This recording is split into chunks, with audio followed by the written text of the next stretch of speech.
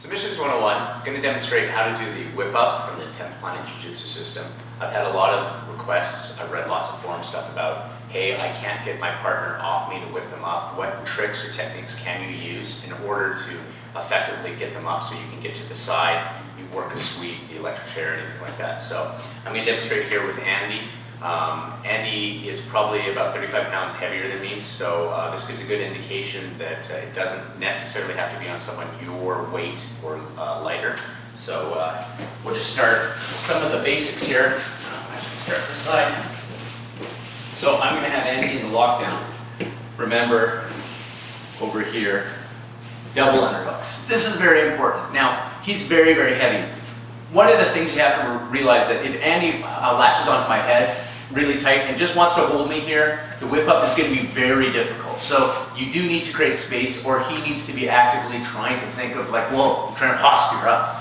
I always like to do the whip up when someone is posturing up and he's doing this, because that really allows me to get underneath. But right now he's going to be like laying on me heavy. I'm going to take my palms, place them on the ribs, not the hips, on the upper ribs, stomach area. Now when I whip up, I'm pushing him up and diagonally off me, and I'm bringing my legs up. So just so you can see, I'm doing this. You have to have your legs working in conjunction with your arms, or it's a very, very crappy whip up.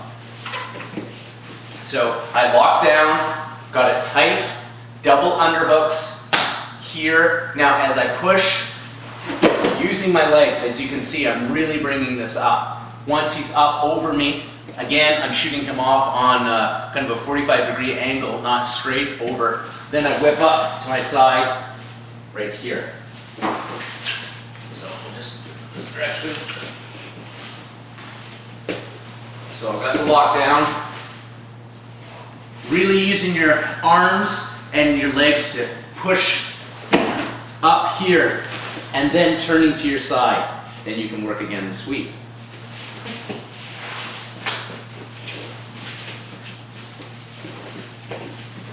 So if Andy's actually a little bit heavier on me this time, and I can't get up, this is what a lot of times happens when I see people try to do the whip up. They do this, and they just shove them into their head. So what you need to do is once you're here, down, and you're trying to bench press and push off and really use your legs up.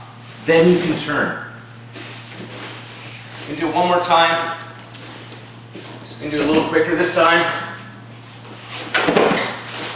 To my side. Now, when I am doing the whip up, we'll just change one more time here.